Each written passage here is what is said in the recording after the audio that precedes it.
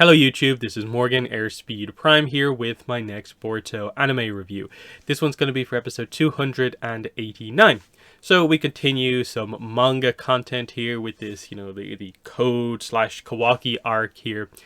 And yeah, I thought this was a very good episode. We adapted pretty much 2 full chapters of the manga. We sort of left out maybe 1-2 scenes, added in, I think, one kind of new anime scene with Himawari, or actually like two. Yeah, it was 2 anime original scenes with Himawari, which I think was the right thing to do, because like one of the main changes that they've done so far is obviously that the anime introduced the pills to stop Boruto's otsutsukification quite a bit earlier than it did in the manga, like literally the arc before.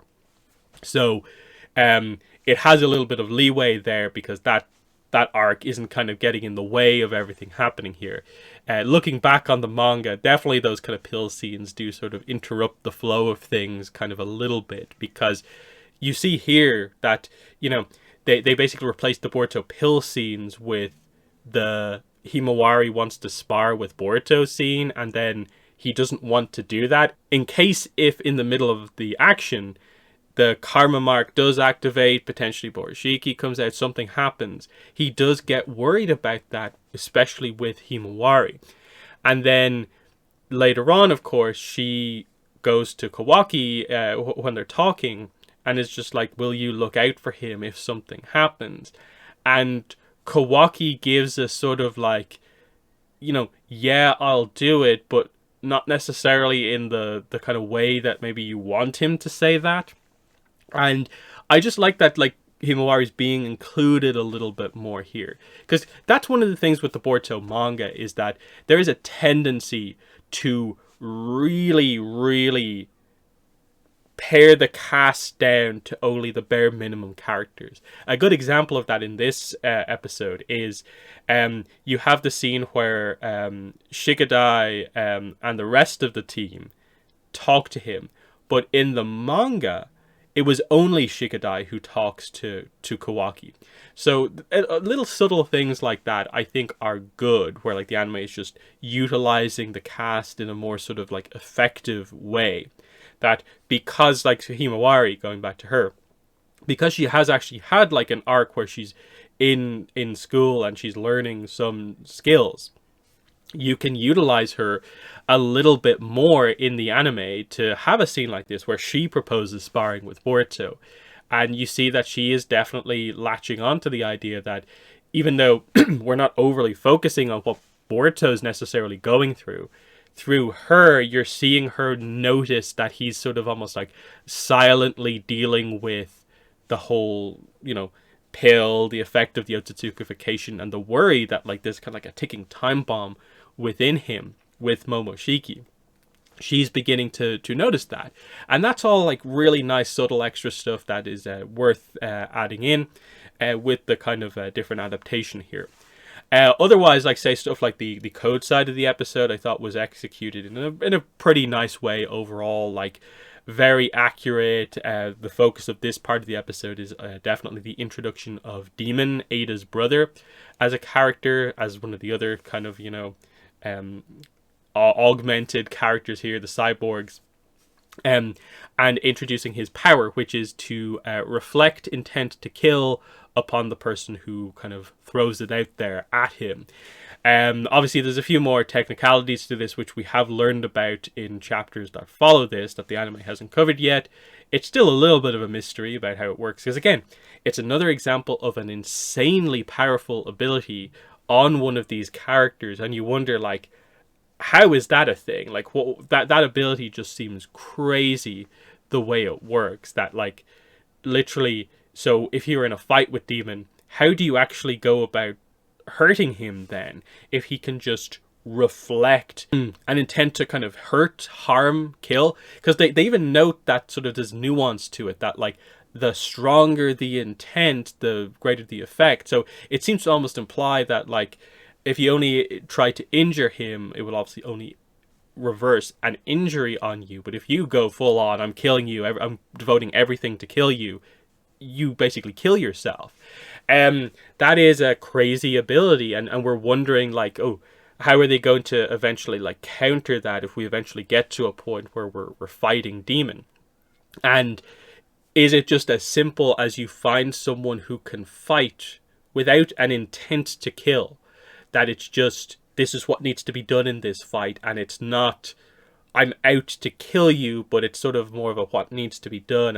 And is there a way to break through the ability in that way? Or is there more of a technical way kind of around it? And then, you wonder a lot of stuff like that. But it does mean Ada now has the protection of Code and Demon as her two knights, because she notes in the episode she is not a strong fighter herself. So this is the deal here in all of this. She's going to be the eyes and ears of the operation, while the other two will kind of do basically all of the fighting. But of course, they're not attacking the village immediately, because even for three very powerful characters, it still might be a bit of a mess if they go in there. So they're kind of waiting to see what happens. The only other, I think, significant scene on the Code side of the episode was that he does propose the idea that, what if when you meet Kawaki, what if he just doesn't like you? What if Kawaki tries to kill you? How do you react then? Because basically, like, your entire motivation is to achieve a romantic relationship with Kawaki. You've chosen him as your, prince, shining prince. What if he doesn't like you? And she doesn't like that idea being brought to her attention, but of course, this is why she has the two knights with her in case something like that does happen. So she is worried about kind of protecting herself here in all of this. That even though she basically has an ability that means she has next to no one that she has to worry about, because her charming ability works on pretty much everyone, she now has that kind of worry of just like, oh yeah, I do actually have to be careful around a select group of people. So like Boruto, Kawaki, I suppose technically they have established that her brother also is immune to her power, because that's how it works, blood relatives as well. But Demon seems completely kind of loyal to her in all of this. As for his character, I do think, I don't think Demon is the strongest like character in terms of just pure characterization. He's definitely a character just defined right now by the loyalty to his sister, and then by being just an exceptionally powerful character. In more recent manga chapters, there's the teases of, I think, a couple of more kind of like nuanced aspects to his characters, that maybe to his character that relates to his ability, which could be interesting depending on how they explore it. But it's a good introduction. Like I think the voice acting performance, the visuals for him is quite good. He is, fun at the very least. Just the fact that he immediately like hops on Code's back. And that's the other like establishing thing as well, is that it's not just his crazy reflection power. He's also like lightning fast. Like, it seems like he's like theoretically one of, if not the most quickest characters that we've seen in the series. That Code can't keep track of him. Ada, I guess, can, just because of like Senrigan kind of type stuff.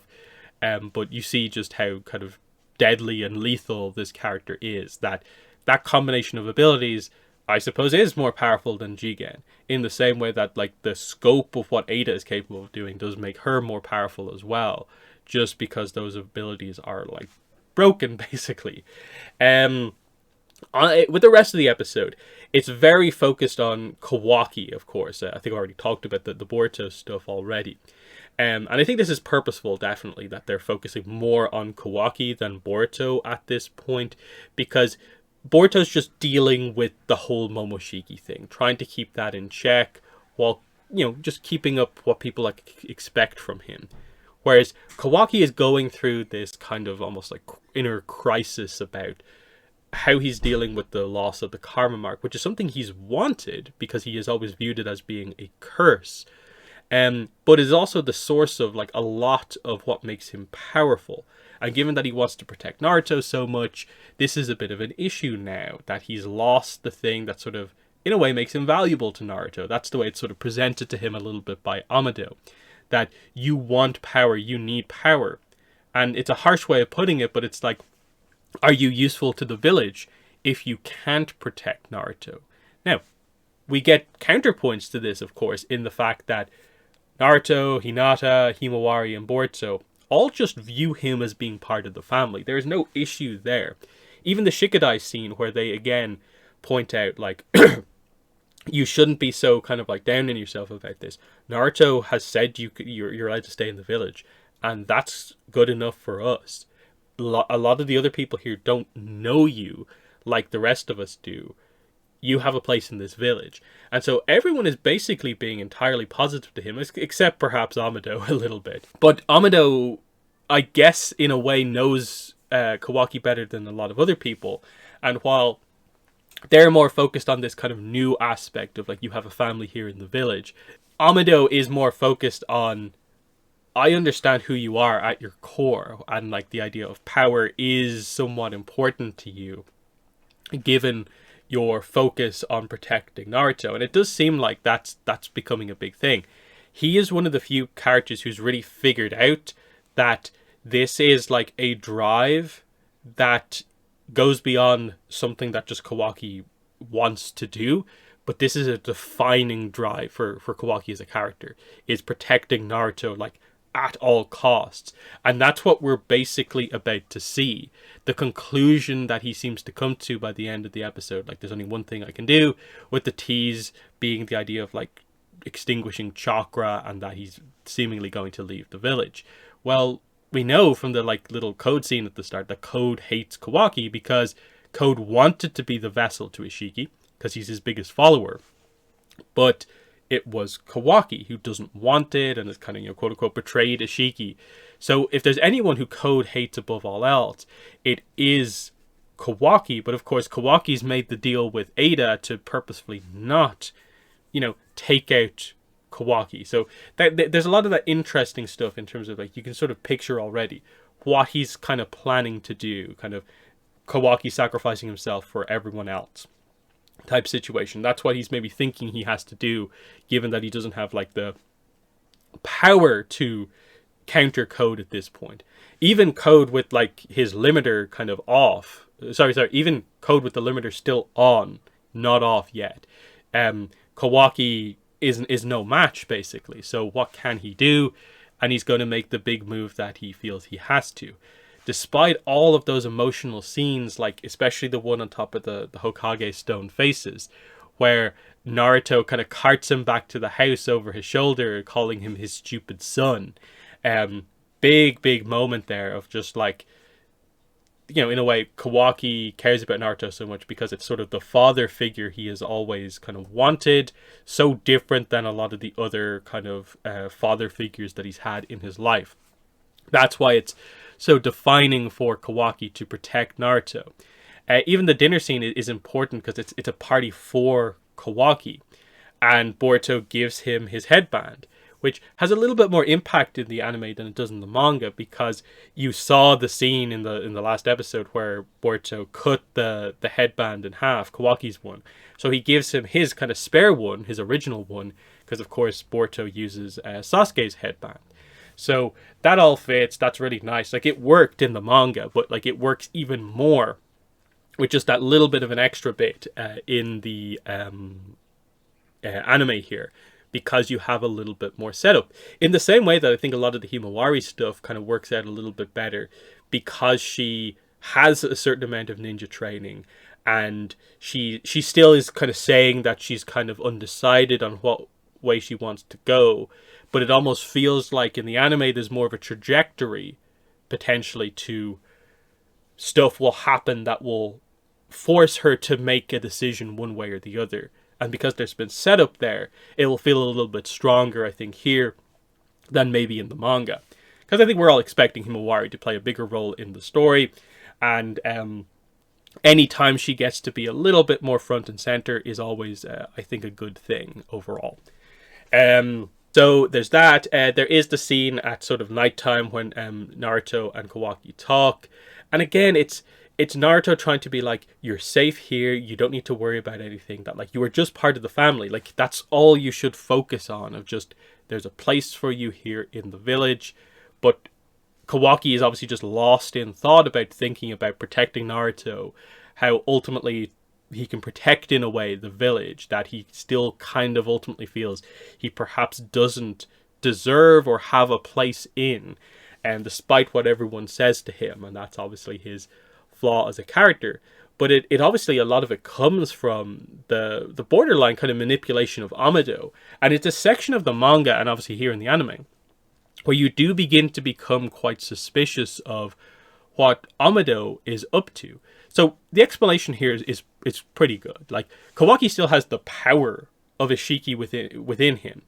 It's just the karma, the means to access it, the door to that power is gone. And he's basically proposing the idea, I can make you a kind of code-esque, just use the power style karma mark. And the problem for Kawaki is that this has been this kind of thing. He's viewed the karma as being a curse, but he sort of needs it because it's the core of a lot of his power. And does he have the time and willingness to train as a shinobi to achieve that power in the other way? And we've already seen that he doesn't particularly like the shinobi methods, even though he's ultimately agreed to kind of go ahead with them sort of for now. So this is a key sort of point for him in terms of, like, is he committed to doing things sort of the Leafa Village way, or will he do them the way he's kind of done it up to now? And I think this is where it's, like, important that Amado is kind of taunting Kawaki almost with the idea of, like, the loss of the karma doesn't mean you're not the vessel anymore. You are still absolutely the vessel. Because it doesn't change that, like, you've been augmented in this way, that you had the karma, that you are still technically Otsutsuki. That is all still true. You just don't have the ability to access that power anymore, but you need that power because you want to protect Naruto above all else. And that's the core plot, which I think is very, very good. But it is weird, like, the manga is weird about this. They start teasing Amado as being this, like what's Amado up to? Now, we basically have the answer to this. Maybe there's a little bit more to it still. But from the manga, we have the answer to this. And it's interesting to look back on these scenes and be like, oh yeah, like, you know, this has already happened at this point, and they don't, and a lot of the characters don't even know. But you have Sumire being like, wait. You're kind of leading Kawaki in this direction for a reason. What is your reason? Like, what deeper connection is there with Kawaki here that you are trying to play on or get at? You seem to want Kawaki to ask you to give him the karma mark back. Why is that? And he does tease a little bit here. It's kind of slightly kind of different dialogue here of, you know, it's personal reasons, but trust me, like, I'm allied with the Leaf Village and I kind of care about what's going on here. And it definitely fits, and I think maybe it's slightly adjusted to align a little bit smoother with where the reveals ultimately go in the manga, without having as many perhaps teasing scenes. I think that is something they will do. They won't overly tease the idea that, like, Amado is up to no good here. It's more Amado, I think, understanding the nature of Kawaki before a lot of other people kind of do. And I think that's the main point from, like, episodes like this, is that it seems a little bit weird almost, but Kawaki is the main character during this section of the story. The stuff happening to Boruto is, of course, interesting by itself, more in terms of the Boruto Kawaki, like, dynamic as, like, friendship, knowing where it's eventually has to get to the chapter 1 flash forward scene stuff. And that's kind of what we're kind of, like, building towards, because, you know, you're dealing with these issues of just, like, how does Boruto deal with the fact that he has an Otsutsuki that is incredibly dangerous when it takes over his body and is ultimately a threat to the village. And then you have Kawaki, who's very cautious about threats to the village. What is this all building up towards? And that's kind of, in a way, what this arc is all about. So they're my thoughts on this episode. In general, really, really positive. No real issues with this one at all. Thought the art was nice. And a lot of the scene selection was very, very good. I appreciate that they're getting through the chapters quite quickly here. 2 full chapters basically covered in this one episode. And it's just going to be interesting to see how they continue to do that, in terms of how long are we staying in manga content, or are we eventually cutting to a break? Because this covered up to, like, chapter 60 basically. We're on chapter like 78 at the moment, so there's still 18 more chapters. But if they're doing them at the pace of like maybe 1.5, 2 chapters an episode, that leaves us at like what, like 10, maybe a little bit over 10 episodes, which is only 2-3 months. And in the meantime, that only gives us 2 or 3 more chapters because Boruto manga is monthly. And, you know, what are we actually doing here? Are we staying in manga content until the manga gets to its big next sort of like breakpoint? Or are we going to have another anime original arc? But I think a lot of people would agree that there's maybe not as much room for doing one of them in this run of this like sequence of plots that are about to happen here. There's maybe room in 1 or 2 little spots to add a little bit more in that you can maybe flesh some time out. But it feels like you're just going to have to run with it. And I'm almost wondering, like, have they timed it this way because maybe maybe the anime like has been informed, like, you know, the manga will do an arc up to like this chapter. So if you time it out this way, both can end on basically the same kind of end note, and then Boruto could maybe go back into, you know, anime original content while the manga once again builds up the next arc. We have to wait and see what happens here. It's sort of confusing, but we are catching up very, very, very quickly, because otherwise, like, if they just decide to do what would be a more kind of maybe typical arc breakdown, we've only got like a couple more episodes left, and then we don't exactly know what they're going to do after that. So just interesting to see how that all kind of plays out. But they're my thoughts on the episode. In the comments, let me know what your thoughts were. But that's been the video. Thanks for watching, and bye.